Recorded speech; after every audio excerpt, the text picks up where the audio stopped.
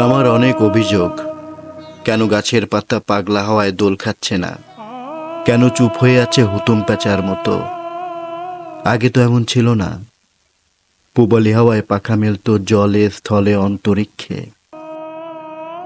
আজ বুলবুলিটা উঠছে না। তার লাল টোপরটি কেমন ফিকে হয়ে গেছে। তুমি দেখতে পারছো? আম গাছের মুকুলগুলো ঝরে গেল আমার উপর অভিমান করে। আমি নাকি তাকে বলেছি তার ফুল দিয়ে কেন মালা গাঁথা যায় না। আমি নাকি তাকে আর বলি না তোমার গন্ধ এত মিষ্টি কেন। লাল পিঁপড়েগুলো আমার উপর ক্ষেপে আছে। তারা নাকি আমার বিরুদ্ধে বিদ্রোহ করবে।